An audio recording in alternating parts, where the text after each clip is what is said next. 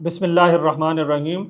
ناظرین، جیسا کہ آپ جانتے ہیں کہ ہم نے علمیات کی گفتگو کے ضمن میں اس سے قبل بدیہی علم اور اسی طرح علم بالحواس کی نوعیت اور اس کے دفاع پر گفتگو کی۔ آج اسی گفتگو کو آگے بڑھاتے ہوئے ہم علم بالاستدلال یعنی دلیل کے ذریعے سے جو مزید حقائق معلوم ہوتے ہیں یا معلومات کی ترتیب سے جو مزید معلومات حاصل ہوتی ہیں انسان کو، اس طریقے سے جو علم حاصل ہوتا ہے جسے ہم نے نظری علم کہا تھا، اس کی نوعیت اور اس کے دفاع پر بات کریں گے۔ اگر آپ یاد کریں، ہم نے نظری علم کی تعریف یوں کی تھی، یعنی جو انفرنشل نالج ہوتا ہے کہ یہ ایک معلوم بات سے کسی دوسری معلوم بات کا سفر ہے کسی خاص فارم آف آرگومنٹیشن کے ذریعے سے۔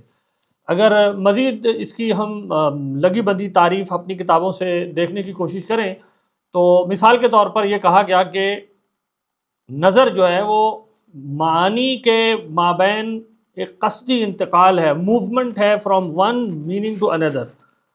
اسی طریقے سے یوں بھی کہا گیا کہ یہ ذہن کی حرکت ہے مطلوب کی طرف، یعنی ذہن کی مطلوب کے مبادی کی طرف حرکت، یا مبادی سے مطلوب کی جانب اس کی حرکت، یا نامعلوم تک پہنچنے کے لیے معلوم کی ترتیب۔ یہ در حقیقت ایک ہی بات کو کہنے کے مختلف زاویے ہیں۔ یہاں جو یہ بات کہی گئی کہ یہ مبادی کی طرف حرکت ہے، اس کی انشاءاللہ وضاحت جیسے جیسے ہم آج اپنی گفتگو آگے بڑھائیں گے آپ پر واضح ہو جائے گی۔ اسی طریقے کی ایک اور عبارت ہے جو علامہ تفتزانی نے شرح المقاصد کے اندر لکھی ہے۔ فی الحال ہم اپنی گفتگو کے آغاز میں صرف اس کو پڑھ لیتے ہیں، اس کا مفہوم کیا ہے وہ ہم انشاءاللہ آخر میں آپ کے لیے واضح کریں گے جب پوری گفتگو مکمل ہو جائے گی۔ اور یہ عبارت پیش کرنے کا مقصد یہ ہے تاکہ آپ کو معلوم ہو سکے کہ ہمارے بڑے ذہنوں نے ان مسائل پر کس گہرائی کے ساتھ غور و فکر کیا اور کس گہرائی کے ساتھ ان کا ادراک ہماری کتابوں میں موجود ہے۔ تو علامہ تفتزانی لکھتے ہیں، اچھا یہ بھی یاد رہے کہ علامہ تفتزانی ان شخصیات میں سے ہیں جو ذرا بعد میں آئی ہیں اور ان کے دور تک بہت ساری ریفائنمنٹ ہو چکی تھی، تو یہ جو عبارت ہے ان کی یہ بہت ریفائنڈ ایک ڈیفینیشن ہے نظر کی۔ آپ کہتے ہیں کہ نظر کے اندر در حقیقت دو حرکتیں پائی جاتی ہیں۔ پہلی حرکت کے ذریعے مادہ استدلال یعنی کنٹینٹ آف آرگومنٹ حاصل ہوتا ہے، اور دوسری حرکت کے ذریعے صورت استدلال یعنی فارم آف آرگومنٹ۔ مبادی یعنی وہ چیزیں جو تمام علم کی بنیاد بن رہے ہوتے ہیں، جو کنٹینٹ ہوتے ہیں، اس حیثیت سے کہ ان کی جانب رجوع ہوتا ہے، یعنی ان کی طرف میں پلٹتا ہوں، ان کی طرف میں اپروچ کرتا ہوں، یہ پہلی حرکت کی انتہا ہے۔ اور اس حیثیت سے کہ مبادی سے نزول ہوتا ہے، یہ دوسری حرکت کی ابتدا ہیں۔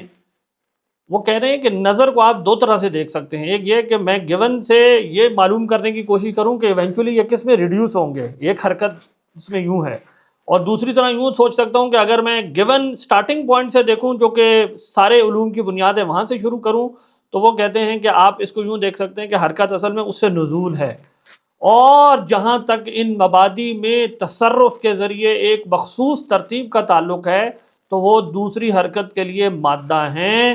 غور و فکر ان دونوں حرکتوں کے مجموعے سے عبارت ہے۔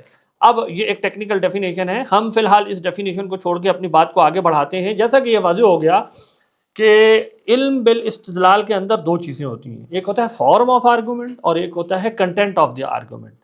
اب اس بات کو سمجھنے کے لیے ہم آپ کے سامنے ایک مثال پیش کرتے ہیں۔ یہ ایک بڑا مشہور جملہ ہے مثال کے طور پر کہ سب انسان فانی ہے، زید انسان ہے، زید فانی ہے، یعنی اگر پہلے دو پریمس ٹرو ہیں تو پھر یہ نتیجہ بھی نکل آئے گا۔ یہ ہے کنٹینٹ، یعنی کنٹینٹ سے مراد یہ ہے کہ انسان، فنا، زید، یہ سارے ایک پرٹیکولر حقیقت کی طرف میں اس میں ریفر کر رہا ہوں۔ اس کے مقابلے میں اگر آپ اس آرگومنٹ کی فارم دیکھیں، یعنی صورت کیا ہے، انڈر لائن جس کے اوپر یہ کھڑی ہوئی ہے، وہ مثال کے طور پہ یہ ہے کہ سب الف بے ہیں، یہ پہلا قضیہ ہے، یعنی سب انسان فانی ہے۔ پھر میں نے کہا زید انسان ہے تو میں نے اصل میں یہ کہا کہ جیم الف ہے، پھر میں نے کہا زید فانی ہے تو میں نے اصل میں کہا جیم بے ہے۔ تو سب الف بے ہیں، جیم الف ہے، جیم بے ہے، یہ اس آرگومنٹ کی فارم ہے جو انڈر لائنگ ہے۔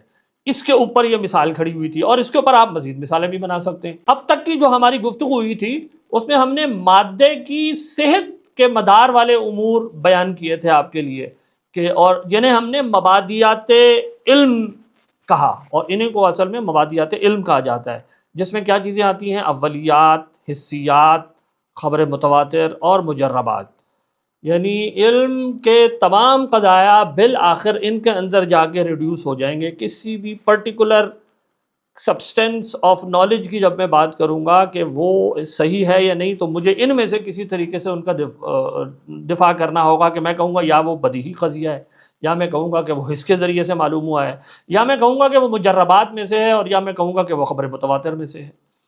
اس کے مقابلے میں آج کی جو ہماری گفتگو ہے وہ زیادہ تر فوکسڈ ہوگی صورت استدلال پر، اور ہم دیکھیں گے کہ یہ صورت استدلال پر بحث بھی بہت اہم ہے، کیونکہ اگر استدلال کے طریقے ہی ویلڈ نہ ہوں، کسی حقیقت سے متعلق نہ ہوں، تو ہمارے ربط معلومات سے جو نتیجہ پیدا ہوتا ہے اس کا کوئی گراؤنڈ نہیں رہ جائے گا۔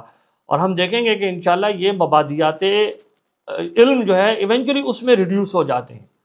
تو سب سے پہلے اب ہمیں آگے بڑھنے سے پہلے یہ دیکھنا چاہیے کہ استدلال میں جس کو ہم دلیل کہتے ہیں اس کا کیا مطلب ہے۔ دیکھیں، استدلال کا مطلب ہوتا ہے ایک شے دوسری پر دلیل ہے۔ تو سوال پیدا ہوتا ہے کہ دلیل کا کیا مطلب ہے، اور دلیل کی کیفیت کیا ہوتی ہے جس کی وجہ سے میں کہہ سکتا ہوں کہ ایک چیز دوسری کو امپلائی کر رہی ہے، وہ کیا کیفیت ہے جس کی وجہ سے یہ کہنا جائز ہو جاتا ہے۔ تو دلیل سے ہمارے ہاں مثال کے طور پہ علامہ حمدی اس کو یوں ڈیفائن کرتے ہیں کہ دلیل اس چیز کو کہتے ہیں جس میں صحیح غور و فکر کے ذریعے کسی تصدیقی مطلوب تک پہنچنا ممکن ہو۔ اس کی مزید آسان ڈیفینیشن امام راضی یوں کر دیتے ہیں کہ یہ وہ چیز ہے جس کے علم سے مدلول کے وجود کا علم لازم آئے۔ یعنی دلیل کیا چیز ہے؟ یہ وہ چیز ہے جو اپنی ذات کے اعتبار سے کسی دوسری چیز کو نیسیسیٹیٹ کرتی ہے، امپلائی کرتی ہے، اس پر دال ہوتی ہے، اس پر اشارہ کرنے والی ہوتی ہے۔ یعنی یہاں اچھی طرح سمجھ رہے ہیں کہ دلیل کا دلیل ہونا یعنی کسی چیز پر دال ہونا، کسی چیز کو امپلائی کرنا، کسی چیز کو نیسیسیٹیٹ کرنا۔ یہ کسی سوچنے والے ذہن کی وجہ سے نہیں ہے کہ میں سوچ رہا ہوں تو اس لیے اس پر دال ہے، میں نہیں ہوں تو دال نہیں ہوگی، بلکہ دلیل اس چیز کو کہتے ہیں جو اپنی ذات کے اعتبار سے کسی دوسری چیز کے اوپر امپلائی کرنے والی ہوتی ہے، نیسیسیٹیٹ کرنے والی ہوتی ہے۔ یہ بہت اہم مفہوم ہے جس کو ذہن میں رکھنا چاہیے کہ دلیل در حقیقت خارجی حقائق کے مابین ایک تعلق ہے جس کو میں حاصل کر رہا ہوتا ہوں ان طریقوں سے جن کو ابھی ہم انشاءاللہ بیان کریں گے، یا جن کو مبادئ علم کہتے ہیں ان کے ذریعے سے۔ تو دلالت، جب جس طرح میں نے کہا ایک چیز کا دوسری چیز کو انڈیکیٹ کرنا، یہ دو قسم کی ہوتی ہے جنرلی، یعنی اگر تمام دلالتوں کو آپ غور کریں تو وہ دو میں ریڈیوس ہو جائیں گے، یا وہ دلالت عقلی ہوگی، یا وہ دلالت سمعی یا نقلی یا لفظی ہوگی۔ دلالت عقلی کا مطلب یہ ہوتا ہے کہ جب ایک شے اپنی ذات کے اعتبار سے کسی دوسری چیز کو لازم کرنے والی ہو، تو اس انڈیکیشن کو، یہ جو میں نے حاصل کیا ہے کہ یہ چیز اپنی ذات کے اعتبار سے ایک اور چیز کو امپلائی کر رہی ہے، اس کو دلالت عقلیہ کہتے ہیں متکلمین۔ یعنی عقلی دلالت کا مطلب کیا ہے کہ ایک شے اپنی ذات کے اعتبار سے کسی چیز کو لازم کرنے والی ہے۔ مثال کے طور پر حادث، وہ چیز جو عدم سے وجود میں آئے، وہ اپنی ذات کے اعتبار سے لازم کرتی ہے محدث کو، کہ ایک ایسی ذات، ایک ایسا وجود ہو جس نے اسے عدم سے وجود دیا ہے۔ یہ اس کی اپنی ذاتی دلالت ہے، کسی سوچنے والے یا کہنے والے کی وجہ سے نہیں ہے۔ اس کا مطلب یہ ہوتا ہے دلالت عقلی۔ اس کی بیسیکلی تین موٹی موٹی شکلیں ہیں جس کے ذریعے سے ہم دلالت کا ادراک کرتے ہیں ایک شے کے دوسرے پہ۔ یا وہ استخراج کی کیفیت ہوگی کہ کل سے جز کی طرف سفر کر لوں، رفلی اسپیکنگ جیسے ڈیفینیشن کرتے ہیں، یا یہ تمثیل ہے جسے ہم فقہ کے اندر قیاس کہتے ہیں، اور یا یہ استقراء ہے، انڈکشن ہے، جس میں ایک چھوٹی کلی سے ایک بڑی کلی کی طرف سفر کرتا ہوں۔ آگے ہم انشاءاللہ اس کی کچھ وضاحت کریں گے۔ تو دلیل عقلی یہ تین طرح سے قائم ہوتی ہے، ایک شے کی دوسری چیز پر دلالت۔ دوسری قسم کی جو دلالت ہے اسے ہم کہتے ہیں دلیل سمعی یا دلیل نقلی یا دلیل لفظی، یہ سب کہا جاتا ہے۔ یہ وہ دلالت ہے جو ایک شے کی دوسرے پر بطریق وضع ہوتی ہے، بائی وے آف سٹیپولیشن ہوتی ہے۔ الفاظ کی معنی پر یا کسی شے پر جو دلالت ہے، یہ اس لفظ کی ذاتی دلالت نہیں ہوتی، بلکہ اہل زبان نے یہ طے کر دیا ہوتا ہے کہ اس سے مراد ہم یہ لیں گے۔ مثال کے طور پر یہ ٹیبل ہے، یہ جس چیز پر بیٹھا ہوں یہ کرسی ہے۔ اردو زبان میں کاف، رے، سین، یہ ان کے مجموعے سے بننے والے ایک لفظ کو خاص کر دیا گیا ہے ایک خاص معنی کے لیے، ایک خاص حیت کے لیے، جس کو ہم کرسی کہتے ہیں، جس پر ہم بیٹھتے ہیں مثال کے طور پر۔ تو اب کاف را سین یہ کی یہ جو دلالت ہے کرسی کے اوپر، یہ کاف را سین یہ کی کوئی ایسی تخصیص نہیں ہے، اس کے اندر کوئی ایسی یعنی تاثیر نہیں ہے کہ یہ اسی کے لیے بولا جا سکتا تھا، بس اہل زبان نے یہ فیصلہ کیا، ارادتاً فیصلہ کیا کہ ہم اس کو اس معنی کے لیے بولیں گے۔ اس لیے جب بھی ہم لفظ اردو زبان والے کرسی سنتے ہیں تو ایک خاص چیز ان کے ذہن میں آ جاتی ہے، اور یہ لفظ اس کی طرف دلالت کرنے والا یعنی دال یا انڈیکیٹر بن جاتا ہے۔ لیکن یہ دلالت وضعی ہے، بائی وے آف سٹیپولیشن ہے، کسی کے ارادہ کرنے سے ہے۔ اس کے مقابلے میں جو عقلی دلالت ہوتی ہے وہ کسی کا ارادہ کرنے سے نہیں ہوتی، وہ غیر ارادی دلالت ہوتی ہے۔ تو ہم یوں کہیں گے کہ دلالت دو طرح کی ہوگی، یا وہ ارادی ہوگی یا غیر ارادی ہوگی۔ جو غیر ارادی ہوتی ہے وہ کسی شے کی ذات پر اپنی پراپرٹیز کی وجہ سے دلالت ہوتی ہے، جبکہ جو وضعی یا ارادی دلالت ہوتی ہے وہ وضعی ہوتی ہے، اور وہ کسی کے طے کرنے کی وجہ سے ہوتی ہے، اور اگر وہ طے نہ کرے اس طرح، کوئی اور کرے تو کسی اور طرح سے وہ ہو جائے گی۔ دلائل لفظیہ کو دلائل سمعیہ کہنے کی وجہ یہ ہے کہ جو انبیاء سے ہمیں خبر ملتی ہے وہ سمع ہوتا ہے ہمارے لیے، یعنی جب انبیاء ہمارے لیے وحی کی اخبار بیان کرتے ہیں تو وہ الفاظ کی صورت ہوتی ہے، اس لیے اسے متکلمین دلائل لفظیہ کہا کرتے ہیں۔ اب جب ہمیں یہ معلوم ہو گیا کہ دلیل کا کیا معنی ہے، تو اگلا سوال یہ ہے کہ علم بن نظر کی کیفیت کیا ہے، یعنی استدلال کی کیفیت کیا ہوتی ہے۔ تو اس میں جو براڈلی اسپیکنگ اگر میں بیان کروں تو وہ یوں ہے کہ بعض حقائق علم ضروری یا ان پر مبنی علوم پر مرتب ہوتے ہیں، یہ ہم پہلی بات کہتے ہیں، یعنی بعض حقائق بدیہی حقائق ہیں جیسے ہم آپ کے سامنے بیان کر چکے ہیں، اور وہ بدیہی حقائق کچھ اور حقائق کو آگے جنم دیتے ہیں، جیسے ہم نے کہا تھا کہ شے یا ہوتی ہے یا نہیں ہوتی، اس سے جمع بین النقیضین کا اصول آیا، اس سے کل کے جز کے بڑے ہونے کا اصول آیا، وغیرہ وغیرہ۔ تو بعض حقائق کو نیسیسیٹیٹ کرتے ہیں، بعض بدیہی حقائق۔ اگلی بات، اگر دلیل یعنی وہ چیز جو کسی دوسری چیز کو نیسیسیٹیٹ کر رہی ہے، اگر نیسیسیٹیٹنگ فیکٹر موجود ہو اور جس چیز کو وہ لازم کر رہا ہے وہ نہ ہو، یعنی مدلول جو اس کا رزلٹ ہے، آسان لفظوں میں اگر مدلول موجود نہ ہو تو اس کا مطلب ہے جو نیسیسیٹیٹ کرنے والا پھر وہ بھی نہیں ہے، کیونکہ دال کہتے ہی اس کو ہے کہ جب یہ ہے تو یہ بھی ہے، تو اگر یہ نہیں ہے تو اس کا مطلب ہے کہ جو دال ہے وہ بھی نہیں ہے۔ تو اگر دلیل موجود ہے، اگر دال موجود ہے تو لازم آئے گا کہ مدلول بھی ہو۔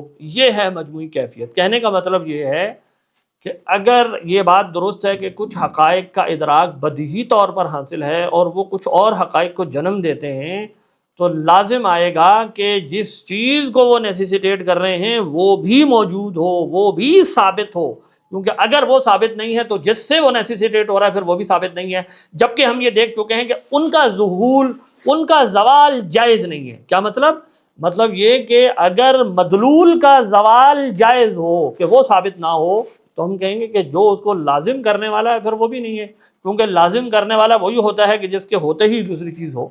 تو پھر اگر مدلول کا زوال جائز ہو تو پھر دال یعنی علم بدیہی کا زوال بھی جائز ہوگا، اور چونکہ وہ جائز نہیں ہے، وہ ہم کہہ رہے ہیں حقائق ہیں جو کبھی بھی زائل نہیں ہو سکتے، کسی بھی اسٹیٹ آف دا ورلڈ میں جائز نہیں ہے کہ ان کا زوال ہو، تو لازم آیا کہ ان سے جو حقائق آگے انفر ہو رہے ہیں وہ بھی یقیناً ثابت ہوں گے۔ اب اگر ہم مثال سے اس بات کو سمجھنے کی کوشش کریں کہ یہاں کیا کہا گیا کہ علم بن نظر میں علم کی کیفیت کیا ہوتی ہے، تو نظری علم دراصل اس ترتیب سے مرتب ہوتا ہے، جیسے یہاں مثال ہے کہ فرض کریں میں کہوں کہ دھواں آگ کی وجہ سے ہوتا ہے، اگر یہ بات ثابت ہو مثال، اور یہ مثال کے طور پہ مجربات سے ثابت ہوا ہے، ریپیٹڈ انٹریکشن سے، پھر میں کہوں یہ چیز جو میرے سامنے ہے یہ دھواں ہے، اور یہ میں نے حسی مشاہدے سے معلوم کر لیا ہے، اگر یہ دونوں باتیں ٹرو ہوں کہ دھواں آگ کی وجہ سے ہوتا ہے، یہ دھواں ہے، تو نتیجہ یہ نکلے گا کہ آگ بھی موجود ہے۔ اب دیکھیں یہاں ترتیب کیا ہے کہ دھواں جو ہے وہ دال ہے آگ پر، اب اگر دھواں موجود ہے تو پھر آگ بھی موجود ہے۔ اب یہ نہیں ہو سکتا کہ میں کہوں کہ آگ کا زوال جائز ہے تو ہم کہیں گے کہ اگر آگ کا زوال جائز ہے تو پھر دھواں بھی موجود نہیں ہے، یہ دونوں باتیں ایک ساتھ ٹرو نہیں ہو سکتی۔ تو یہ وہ کیفیت ہوتی ہے جس میں ایک اصل میں ایک جنرل پریمس پہلے معلوم کر لیتا ہوں یا بدیہی قضیے سے لاتا ہوں، اور پھر اس کے بعد ایک پرٹیکولر جزئی اس کے تحت رکھ کے آگے استدلال کھڑا کرتا ہوں۔ اور یہاں پر یہ بات بھی سمجھ لیجئے کہ کسی شے کی جو منطقی صحت ہوتی ہے یہ بھی اتنی ہی اہم ہے جتنی اس کے مادے کی صحت، یعنی یہ نہیں ہو سکتا کہ میں کہوں کہ منطقی صحت ثابت ہو یا نہ ہو، بس مادے کی صحت سے میں اپنا استدلال ٹھیک کر لوں گا، تو یہاں بات نہیں بنے گی، بلکہ منطقی استدلال کی خارجی واقعیت بھی اتنی ہی اہم ہے جتنی کنٹینٹ کسی پرٹیکولر قضیے کی جس کی میں بات کر رہا ہوں اس کی خارجی واقعیت کی۔ اب ہم اسی بات کو ایک مثال سے واضح کرنے کی کوشش کرتے ہیں کہ علم بالنظر کی کیفیت کس طرح سے بنتی ہے۔ مثال کے طور پر ساخت میں آپ کے سامنے پیش کرتا ہوں اور ایک مثال دیتا ہوں۔ مثال یہ ہے، مشہور مثال ہے، دوبارہ ہم دیتے ہیں، سب انسان فانی ہیں۔ اس کی ساخت کیا آتی ہے؟ سب الف بے ہیں۔ پھر ہم کہتے ہیں زید انسان ہے، جیم الف ہے، نتیجہ کیا ہے؟ زید فانی ہے، اس لیے جیم بے ہے۔ اب یہ ایک ایسی مثال ہے جس میں میرے تمام قضایا جو ہیں وہ خارجی طور پر صادق ہیں، یعنی انسان فانی ہے، زید انسان ہے اور زید فانی ہے۔ اس کے برعکس اب ایک اور مثال لیجئے جس میں میرے قضایا خارجی طور پر صادق نہیں ہیں لیکن میری فارم آف آرگومنٹ ٹھیک ہے۔ مثال کے طور پر سب کرسیاں میز ہیں، یہ سب الف بے ہیں۔ پھر میں نے کہا مرغی کرسی ہے، یہ جیم الف ہے، پھر میرا نتیجہ یہ نکلے گا کہ مرغی میز ہے۔ اگر یہ میرے پریمیسز ٹرو ہوں، اگر ٹرو ہوں، سب کرسیاں میز ہیں، کرسی مرغی کرسی ہے، اگر یہ دونوں باتیں ٹرو ہوں تو نتیجہ یقیناً یہی نکلے گا۔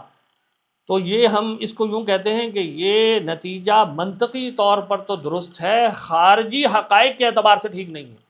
اس کو لاجک کی زبان میں یوں کہتے ہیں کہ یہ جو آرگومنٹ ہے یہ ویلڈ تو ہے کہ اس کی فارم ٹھیک ہے، لیکن جو اس کے اندر حقیقت بیان ہو رہی ہے وہ خارج سے چونکہ مطابق نہیں ہے، لہٰذا یہ ساؤنڈ نہیں ہے۔ یعنی وہ کہیں گے یہ ساؤنڈ نہیں ہے، ویلڈ ہے۔ ویلڈ کا مطلب یہ ہے کہ منطقی صحت تو اس کی ثابت ہے، خارجی واقعیت یا خارجی حقیقت کے اعتبار سے اس کے قضاء کی صحت ثابت نہیں ہے۔ تو یہاں ہم یہ سمجھنا چاہ رہے ہیں کہ یہ دو چیزیں الگ ہیں، ایک ہے منطقی صحت یا منطقی طور پر واقعی ٹرو ہونا، اور ایک ہوتا ہے کسی چیز کا کنٹینٹ کے اعتبار سے ٹرو ہونا۔ ان دونوں میں کچھ فرق ہے، پہلی بات یہاں یہ سمجھ لیں۔ اب یہاں یہ بات سمجھ لیجئے کہ منطقی صحت کا خارجی طور پر ٹرو ہونا بھی دلیل کے لیے اتنا ہی اہم ہے جتنا کسی پرٹیکولر قضیے کا خارجی طور پر ٹرو ہونا۔ یہ نہایت اہم بات ہے۔ یعنی ایسا نہیں ہے کہ میں کہوں کہ بھائی لاجک کے اندر جن فارمز کو میں یوز کرتا ہوں ان کی خارجی واقعیت کی تو مجھے نہیں پتا کہ وہ حقیقت سے مطابق ہیں یا نہیں ہیں، بس میں جو ہے وہ پرٹیکولر قضایا کی بات کر رہا ہوں۔ اچھی طرح سمجھ لیجئے کہ اگر فارم آف آرگومنٹ خارجی طور پر کسی حقیقت کا ریفلیکٹر نہیں ہے تو وہ کسی پرٹیکولر قضیے کو بنیاد بنا کر جو میں اس سے ایک اور مزید بات معلوم کرتا ہوں اس کی کوئی جسٹیفیکیشن نہیں بن سکتا، کیونکہ وہ خود ٹرو نہیں ہے۔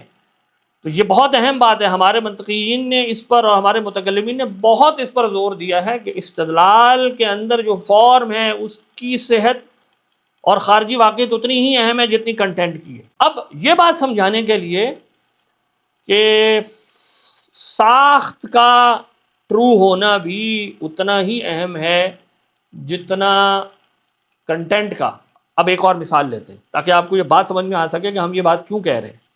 مثال کے طور پر کوئی شخص یوں کہے کہ سب الف بے ہیں، پھر وہ کہے جیم الف ہے اور نتیجہ یہ نکال لے کہ جیم بے نہیں ہے، یا مثال کے طور پر وہ ہماری مثال میں اگر چلیں سب انسان فانی ہیں، زید انسان ہے، اور پھر کہتے ہیں زید فانی نہیں ہے، جیم بے نہیں ہے۔ ہم کہہ رہے ہیں یہ غلط ہے۔ کیوں غلط ہے؟ ذرا اس پہ غور کریں، کیوں غلط ہے؟ یہاں سے آپ کو سمجھ میں آئے گا کہ فارم کے ٹروتھ کا مطلب کیا ہے، فارم کی صحت کا مطلب کیا ہے۔ لیکن پہلا قضیہ کیا کہہ رہا ہے؟ ہر اس شے پر بے ہونے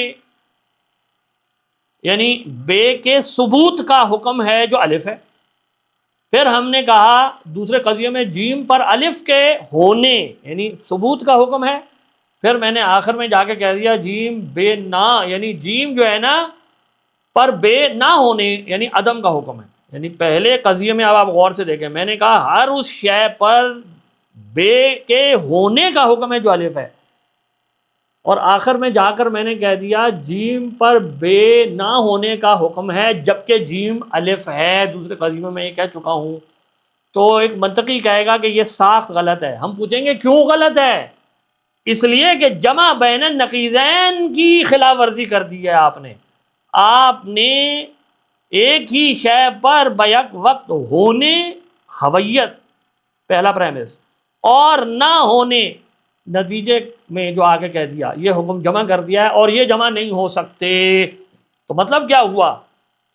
یہ ساخت غلط کیوں ہے؟ اس بات کو سمجھیں، یہ ساخت غلط کیوں ہے؟ منطقی کہتے ہیں یہ اس لیے اصل میں غلط ہے کیونکہ یہ خلاف ورزی ہے جمع بین النقیضین کی۔ تو معلوم ہوا کہ منطقی صحت آخر میں جا کے کس چیز کو ریفر کر رہی ہے؟ شے یا ہوتی ہے یا نہیں ہوتی، یہ دونوں باتیں جمع نہیں ہو سکتی۔ منطقی صحت اس خارجی واقعیت کو ریفر کر رہی ہوتی ہے کہ شے یا ہوتی ہے یا نہیں ہوتی۔ ہر وہ فارم جو اس خارجی واقعیت کی خلاف ورزی ہو وہ فالس ہے، وہ غلط ہے، وہ انویلڈ ہے۔ یہ بات سمجھ لیجئے، بہت اہم بات ہے جو ہمیں یہاں سمجھ لینا چاہیے کہ خارجی واقعیت شے یا ہوتی ہے یا نہیں ہوتی، اس کو ریفر کر رہے ہوتے ہیں تمام منطقی فارمز، اور منطق کی جتنی فارمز ہیں وہ آخر میں جا کے اس کے اندر ریڈیوس ہو جاتے ہیں، اس بدیہی قضیے کے اندر۔ اب میں آپ کو یہ بات سمجھانے کے لیے کہ منطقی ساختیں بالآخر کسی بدیہی قضیے کی طرف ریفر کر رہی ہوتی ہیں، اس کی ایک اور مثال دیتا ہوں۔ ابھی میں نے آپ کو ایک مثال دی کہ شے یا ہوتی ہے یا نہیں ہوتی، یہ بنیاد ہے ایونچولی اس فارم کی ٹروتھ کی جو ہم نے آپ کے سامنے پیچھے رکھا۔ اب ایک اور مثال لیجیے، مثال کے طور پر کوئی شخص یہ کہے سب الف بے ہیں، مثال ہے اس کی، مثال کے طور پر وہ کہے سب نبیذ مسکر ہیں۔ نبیذ ایک خاص طرح کی شراب تھی جو اہل عرب بنایا کرتے تھے، تو سب نبیذ مسکر ہیں، پھر وہ کہے سب مسکر حرام ہیں، اور نتیجہ نکالے، ظاہر ہے جیسے یہ نتیجہ نکلے گا سب نبیذ حرام ہیں۔ اس کی فارم کیا ہے، ساخت کیا ہے؟ سب الف بے ہیں، سب بے جیم ہیں، سب الف جیم ہیں۔ تو ہم کہتے ہیں یہ درست ساخت ہے۔ اس کی درستگی کا مطلب کیا ہے؟ یعنی سوال یہ ہے کہ حکم ایکسٹینڈ کیسے ہو گیا ہے پریمس سے؟ حکم اصل میں ایکسٹینڈ ہوا ہے اس بنیاد پر کہ صفت پر لگایا جانے والا حکم موصوف کے لیے ثابت ہوتا ہے۔ یہ ہو ہی نہیں سکتا کہ کوئی حکم صفت پر لگے اور موصوف پر نہ لگے، یہ ہو ہی نہیں سکتا۔ صفت پر لگنے والا یعنی ذات اور صفات، یعنی صفت اور موصوف کا یہ جو ریلیشن شپ ہے، ہم کہہ رہے ہیں یہ انیویٹیبل ہے، بدیہی ہے، اس کی وائلیشن نہیں ہو سکتی۔ اگر اس کی وائلیشن ہو سکتی ہے تو یہ فارم ہی غلط ہے جو آپ نے استعمال کی ہے۔ تو اس فارم کی ٹروتھ کا مطلب کیا ہے؟ صفت کا حکم موصوف پر لگتا ہے، یہ بدیہی طور پر ٹرو بات ہے۔ اس بات کو اگر آپ تھوڑا سا سمجھنا چاہتے ہیں تو تھوڑا سا اس کا تجزیہ کر کے دیکھ لیں، اسی مثال کو تھوڑا سا کھول لیں۔ مثال کے طور پہ میں نے کیا کہا؟ سب نبیذ مسکر ہیں، یعنی یہ پہلا قضیہ تھا، اس میں میں نے کیا کہا؟ مسکر ہونا، یعنی پہلا قضیہ کیا ہے؟ مسکر ہونا نبیذ کی صفت ہے، مسکر ہونا یہ نبیذ کی صفت ہے۔ تو نبیذ کیا ہے؟ موصوف ہے جس کے اوپر حکم لگ رہا ہے، اور مسکر پر حرمت کے حکم کا ثبوت ہے، یہ دوسرا قضیہ، یعنی سب مسکر حرام ہے۔ مسکر یاد رکھیں یہاں پر صفت ہے، اور نبیذ جو ہے وہ موصوف ہے جس کے اوپر یہ حکم لاگو ہو رہا ہے، جس کی یہ صفت ہے، یعنی مسکر یعنی صفت، یہ کس کی صفت ہے؟ نبیذ کی۔ تو مسکر ہونا نبیذ کی صفت ہے۔ اب یہ جو مسکر تھا یعنی صفت تھی، اس کے اوپر میں نے ایک حکم لاگو کیا، اور وہ کیا تھا؟ حرمت کا۔ نتیجہ کیا نکلا؟ جو موصوف تھا یعنی نبیذ، اس کے اوپر بھی ہم نے وہی حکم لاگو کر دیا جو صفت پر لاگو ہے، یعنی کہ حرمت کا حکم۔ تو اب آپ دیکھیں جس وجہ سے یہ آرگومنٹ نتیجہ خیز ہے، میننگ فل ہے، ایک بات سے دوسرے کو امپلائی کر رہا ہے، وہ اس انڈرلائنگ ریالٹی کی بنیاد پر ہے کہ صفت کا حکم موصوف کے لیے ثابت ہوتا ہے۔ تو اس منطقی صحت کی ساخت کا اعتبار ہوا نہیں ہے، میرا ذہن نہیں ہے کہ بس میں یوں سوچتا ہوں، بلکہ ہم کہہ رہے ہیں یہ خارج سے متعلق اس حقیقت کا بیان ہے، یا اس پر مبنی ہے کہ صفت کا حکم موصوف کے لیے ضرور ثابت ہوتا ہے۔ یہ نہیں ہو سکتا کہ صفت پر تو کوئی حکم لگے موصوف پر نہ لگے۔ اب یہ بات کتنی گہری ہے، کتنی انیویٹیبل ہے، اس کے لیے آپ ذرا ڈیکارٹ کی مشہور زمانہ دلیل کا تجزیہ کر کے دیکھیں، آپ کو معلوم ہو جائے گا ڈیکارٹ اصل میں اسی اصول کو اپنے ہاں استعمال کرتا ہے۔ دیکھیں ڈیکارٹ کا بڑا مشہور جملہ تھا، I think therefore I am، میں سوچتا ہوں اس لیے میں ہوں، یہ بڑا مشہور جملہ ہے اس کا۔ اب ذرا آپ اس کو ذرا منطق کی فارم کے اندر لے کر آئیں، دیکھیں کیا کہہ رہا ہے ڈیکارٹ، ذرا منطق کی فارم میں اس کو ڈھال لیں۔ وہ کہتا ہے میں سوچ رہا ہوں، ہر سوچنے والا موجود ہوتا ہے، اس لیے میں موجود ہوں. یہ ہے اس کی پوری دلیل. اصل میں یہ جو بیچ والا پریمس ہے یہ عام طور پر مسنگ ہوتا ہے. جب تک یہ ٹرو نہ ہو اس کا استدلال تام نہیں ہے. اصل میں ڈیکارٹ جو ہے وہ عرض سے ذات پر استدلال کر رہا تھا. عرض کبھی بھی بغیر ذات کے نہیں ہو سکتی. عرض کو یہاں آپ صفت سمجھ لیں آسانی کے لیے. اصل میں سوچنا جو ہے نا ایک عرض ہے، ایک موڈ ہے جو بغیر ذات کے نہیں ہوتی. اور اگر آپ اس کے پورے اس آرگومنٹ کو دیکھ لیں تو آپ کو معلوم ہو جائے گا کہ اس کی دلیل کا زیادہ وزن اس کے دوسرے پریمس نے اٹھایا ہے. اور وہ کیا ہے؟ ہر سوچنے والا موجود ہوتا ہے. اس کی کیا دلیل ہے؟ اس کی دلیل یہ ہے کہ تھنکنگ عرض ہے اور عرض بغیر ذات کی نہیں ہوتی. تو اگر تھنکنگ یعنی عرض موجود ہے تو ذات بھی موجود ہے، اور اس لیے چونکہ میں سوچ رہا ہوں اس لیے میں بھی موجود ہوں. تو اصل میں اگر آپ غور سے دیکھیں تو آپ کو معلوم ہو جائے گا کہ ڈیکارٹ نے دوسرے پریمس کے لیے کوئی دلیل نہیں دی ہے اپنے آرگومنٹ میں. اس نے صرف یہ کہا کہ میں سوچ رہا ہوں اور پھر کہہ دیا میں ہوں. درمیان میں یہ پریمس پریزیوم کیا ہے اس نے. یعنی یہ اتنا نیسیسری ہے، اتنا انیویٹیبل ہے یہ حقیقت کا اسٹرکچر کہ ڈیکارٹ چاہ کر بھی اس پر شک نہیں کر سکا کہ عرض بغیر ذات کے نہیں ہوتی. علم بن نظر کی کیفیت ابھی ہم نے استخراج کے ضمن میں سمجھی، جس کو ہم ڈیڈکٹیو آرگومنٹ کہتے ہیں. اب ہم بات کو آگے بڑھاتے ہوئے ذرا دیکھتے ہیں کہ تمثیل جس کو ہم کہتے ہیں یعنی ریزننگ بائی انالوجی وہ کیسے فنکشن ہوتی ہے. امام غزالی نے اپنی کتابوں میں اس کے اوپر بہت تفصیل سے واضح کیا ہے، اپنی منطق وغیرہ کی کتابوں میں، کہ تمثیل بالآخر ریڈیوس ہو جاتی ہے ڈیڈکٹیو فارم آف ریزننگ کے اندر. یعنی اپنی فارم کے اعتبار سے یہ اسی منہج پر ڈھالی جا سکتی ہے جو ڈیڈکٹیو آرگومنٹ کی فارم ہوتی ہے. مثال کے طور پر آپ لیں، کوئی شخص یہ کہے کہ خمر حرام ہے، پھر وہ کہے خمر کی، اچھا اب وہ تجزیہ کرے کہ بھئی خمر کیوں حرام ہے. پھر وہ کہتا ہے جی خمر کے حرمت کی وجہ نا مثال کے طور پر یہ ہے کہ یہ مسکر ہوتی ہے، نشہ آور ہوتی ہے. تو اس کا مطلب کیا ہوا کہ اگر اس حکم کی بنیاد، اس حکم کی حقیقت مسکر ہونا ہے تو میرے پاس جملہ آیا کہ خمر حرام ہے کیونکہ وہ مسکر ہے. میں نے اب اس کی تعلیل کر لی، اس کی علت نکال لی، اس کی حقیقت بیان کر دی. اگر یہ جملہ ٹرو ہے کہ خمر حرام ہے کیونکہ وہ مسکر ہے تو میرے پاس ایک کلی سٹیٹمنٹ آ گئی، ایک جنرل پریمس آیا. وہ کیا ہے؟ ہر شے جو مسکر ہے وہ حرام ہے.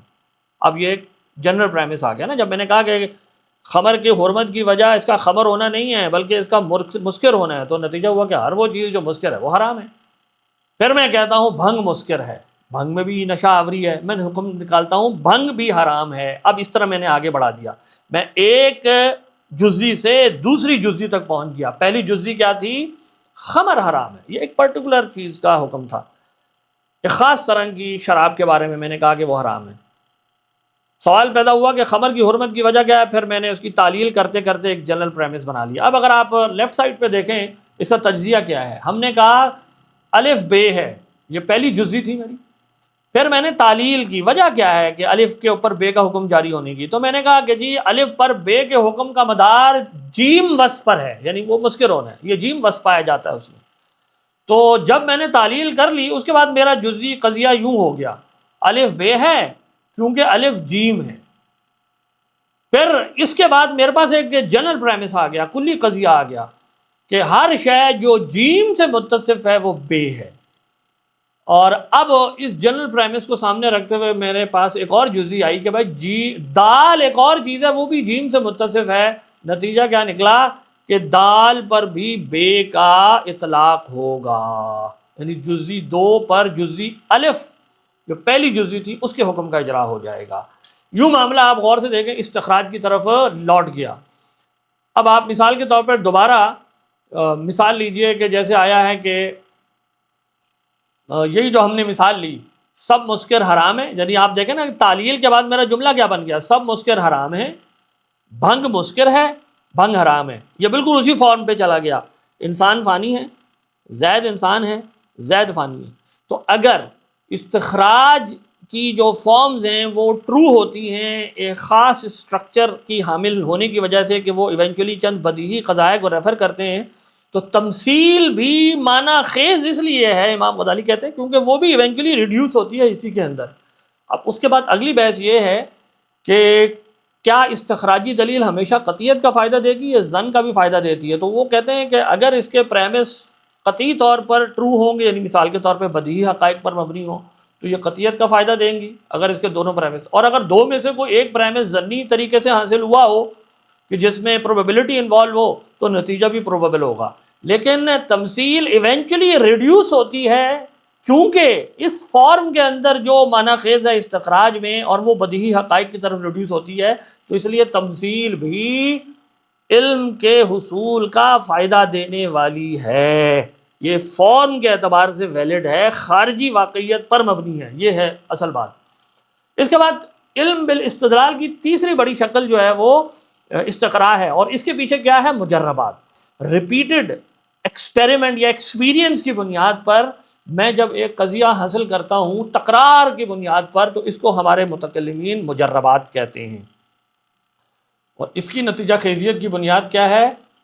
حس کے اوپر اعتبار، یعنی ہم کہہ رہے ہیں کہ جب میں ریپیٹڈ انٹریکشن حصی طور پر دیکھ رہا ہوں، تو اس سے مجھے ایک جو خارج سے متعلق کچھ ایسی معلومات حاصل ہوئی جو ایک سے حاصل نہیں ہوتی، ایک دفعہ کے تجربے سے نہیں ہوتی۔ اور حس کا اعتبار کیوں ہے، یہ ہم پیچھے بات کر آئے ہیں۔ تو ریپیٹڈ انٹریکشن دراصل خارج سے متعلق ایک خاص نظم کے اوپر حکم لگانے کی بنیاد بن جاتا ہے۔ مثال کے طور پہ میں نے کھانا کھایا بھوک مٹ گئی، کھانا کھایا بھوک مٹ گئی، کھانا کھایا بھوک مٹ گئی، تو کھانا کھانے سے بھوک مٹتی ہے، اور اس کی ایونچول بنیاد کیا ہے کہ ایک فائل ہے جو ایسا کرتا ہے، وہ ایک الگ بحث ہے۔ لیکن بات یہ ہے کہ ان دو چیزوں میں یہ اقتران پایا جاتا ہے، یہ خارج میں ہے، میرے ذہن میں نہیں ہے۔ یہاں سمجھنے کی بات یہ ہے کہ مجربات مجھے کسی خارج سے متعلق حکم دے رہے ہوتے ہیں، اور انہیں بنیاد بنا کر میں ایک استقرائی قاعدہ بناتا ہوں۔ تو استقراء جس کو ہم انڈکشن کہتے ہیں، علامہ حمدی نے اس کی بڑی خوبصورت تعریف کی ہے۔ آپ کہتے ہیں استقراء اس حکم کا نام ہے جس میں ایک بڑی کلی کو کسی چھوٹی کلی کے ساتھ اس بات یا نفی کے ذریعے اس طرح منسوب کیا جاتا ہے کہ اس بڑی کلی کے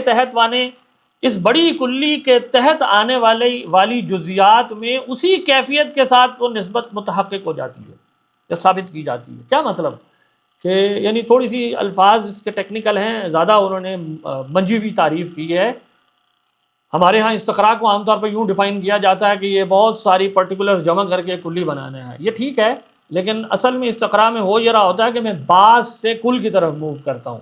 تو یہ جو بعض ہوتے ہیں یہ بھی ایک کلی ہوتی ہے، یہ بھی ایک جنرل اسٹیٹمنٹ ہوتی ہے۔ مثلا میں کہوں بعض کوے کالے ہیں کیونکہ میں نے دیکھے ہیں، پھر میں کہوں کہ یہ اتنے زیادہ میری آبزرویشن ہوگی کہ میرا خیال ہے سارے ہی کالے، تو یہ جو بعض سے کل کی طرف ہے، یہ ایک چھوٹی کلی سے بڑی کلی کی طرف میں موومنٹ کر رہا ہوتا ہوں، اور میں یہ کہنا یہ چاہ رہا ہوتا ہوں کہ جو بات چھوٹی کلی کے لیے ٹرو ہے وہ گویا بڑی کلی کے لیے بھی ٹرو ہے۔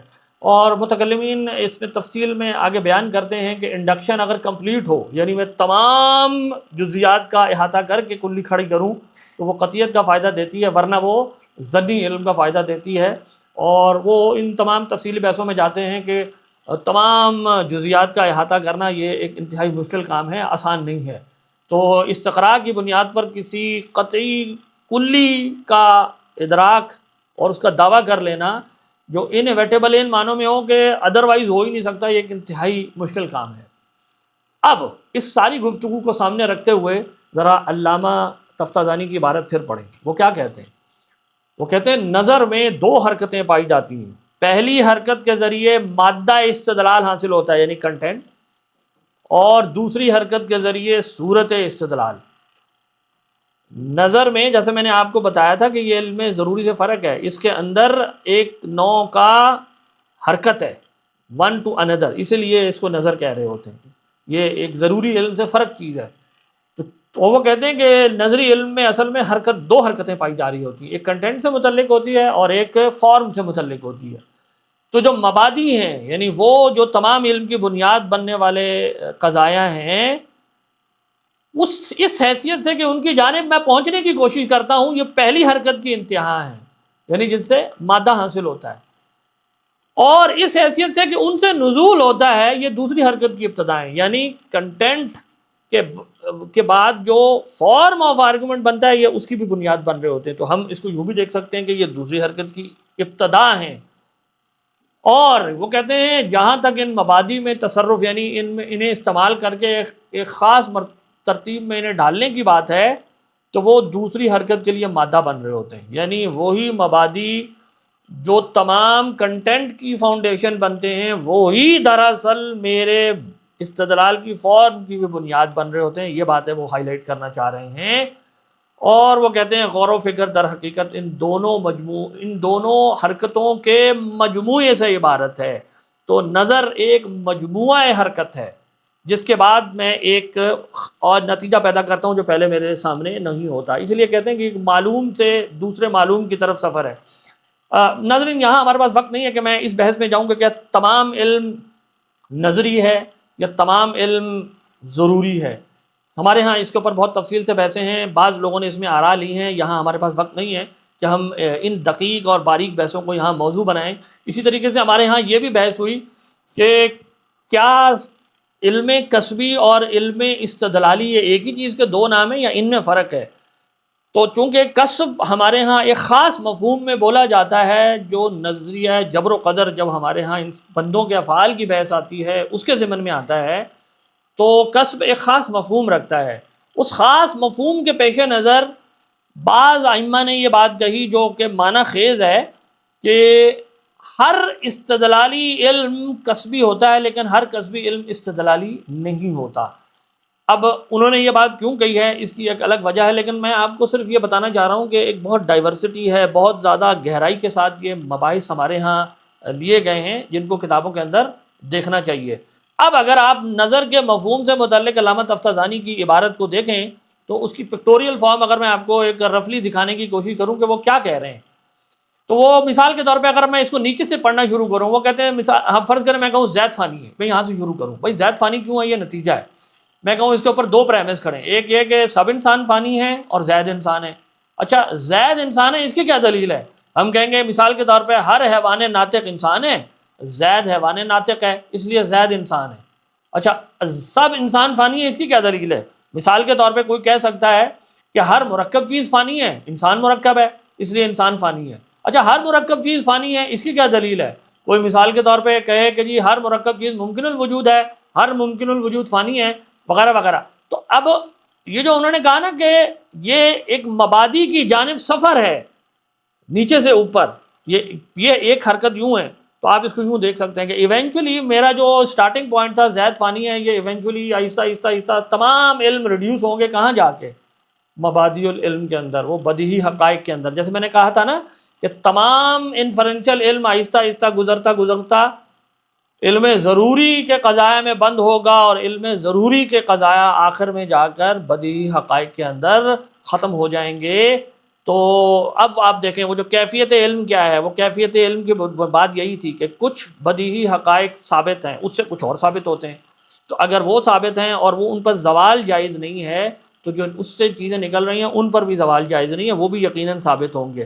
اور جب وہ اس طریقے سے نکالے جائیں جیسے ہم نے آپ کے سامنے ذکر کیا، استخراج وغیرہ کی کچھ شکلیں میں نے آپ کے سامنے صرف دو پیش کی ہیں، ایسی اور بھی شکلیں ہیں علم، اگر آپ منطق وغیرہ کی کتابیں دیکھیں تو اس کی کئی اور فارمز بھی ہیں جن کو کہا جاتا ہے کہ یہ خارجی حقیقت سے متعلق ہیں۔ کیوں؟ کیونکہ تمام منطق کی استخراج کی شکلیں آخر میں جا کر ایک سمپل یعنی جس کو بنیادی فارم کہتے ہیں اس میں ریڈیوس ہوتی ہے، اور وہ بدیہی طور پر شے یا ہوتی ہے یا نہیں ہوتی اس کے اندر جا کر بند ہو رہی ہوتی ہے، اس کو ریفر کر رہی ہوتی ہے۔ اگر یہاں تک یہ بات واضح ہو گئی کہ استدلال کے عمل میں مادے کا ٹرو ہونا اور خارجی طور پر واقعی ہونا اور اس کی فارم کا بھی خارجی طور پر ٹرو ہونا ضروری ہے، تو اب ہم آ جاتے ہیں ناقدین نظر کے چند موٹے موٹے اعتراضات پر جو ناقدین یعنی سوفسطائیہ اصل میں کیا کرتے تھے، جو یہ کہتے تھے کہ علم جو ہے حاصل نہیں ہوتا نظر سے، یعنی غور و فکر علم کے حصول کا ذریعہ نہیں ہے۔ جیسے وہ یہ کہتے تھے کہ بدیہی قضایا بھی علم کا فائدہ نہیں دیتے، حقائق یعنی کا ادراک نہیں دیتے، اسی طرح حس بھی نہیں دیتی، تو ہم اس پر بات کر چکے ہیں۔ اب ہم اس پر بھی تھوڑی سی بات کر لیتے ہیں کہ نظر کے اوپر ان کے اعتراضات کس قسم کے تھے، اور یہ اس طرح کی باتیں لوگ آج بھی کرتے ہیں۔ یعنی ایک اعتراض وہ یہ کہا کرتے تھے کہ بھائی اگر نظر علم کا فائدہ دیتی ہے، کچھ قضایا سے کچھ اور قضایا انفر ہو جاتے ہیں، تو بھائی اہل نظر کا اختلاف کیوں ہے؟ یہ ایک دوسرے کو رد کیوں کر رہے ہوتے ہیں؟ سب پہنچ کیوں نہیں جاتے ان نتیجوں تک؟ اور چونکہ سب نہیں پہنچ رہے اس لیے وہ کہا کرتے تھے کہ دلائل میں اصل میں ترجیح قائم کرنے کی کوئی بنیاد نہیں ہے، ممکن نہیں ہے۔ اسے تکافؤ ادلہ کا نظریہ کہتے ہیں، جو ہمارے ہاں بہت پہلے سے بعض لوگوں کے ہاں پایا جاتا تھا۔ تکافؤ ادلہ کا مطلب ہے equality of argument, in difference between argument. بعض لوگوں کا کہنا تھا کہ حقائق کے معاملے میں عقل کی بنیاد پر یہ طے کرنا کہ بعض سے زیادہ ٹرو ہیں یا بعض بالکل ٹرو ہیں یا بعض بالکل فالس ہیں، اس کی کوئی بنیاد نہیں ہے انسان کے پاس یہ حکم لگانے کی۔ اور پھر جن لوگوں نے یہ نظریہ قائم کیا، معتزلہ وغیرہ کے پاس حضرات تھے، ویسے یہ بات کہہ دوں کہ سارے معتزلہ اس کے قائل نہیں ہیں، یہ بعض لوگ تھے جن کی خود معتزلہ بھی تردید کرتے ہیں، لیکن ان کا شمار ابتدائی دور کے معتزلہ میں ہوتا ہے، تو اس وجہ سے ہم کہہ رہے ہیں بعض معتزلہ۔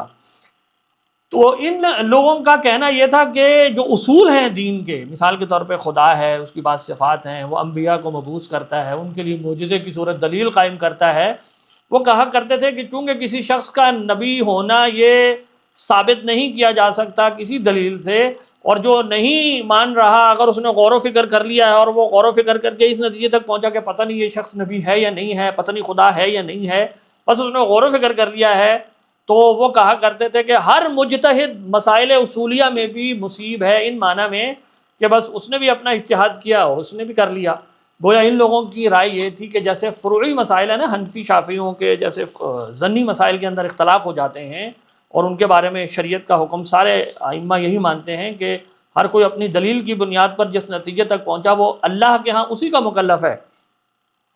تو یہ بعض حضرات کہا کرتے تھے کہ مسائل اصولیہ کی کیفیت بھی ایسی ہے کیونکہ دلائل برابر ہوتے ہیں، ان میں ترجیح قائم کرنا ممکن نہیں ہے، وہ سب مجتہد مصیب ہیں، اصول میں بھی اور فروع میں بھی۔ تو یہ اعتراض اس بنیاد پہ کرتا تھا کہ بھائی یہ دیکھو یہاں تو مسئلہ ہی حل نہیں ہوا، یہ تو الگ الگ باتیں کر رہے ہیں، تو اس لیے تکافؤ ادلہ کی یہ لوگ بات کرتے تھے۔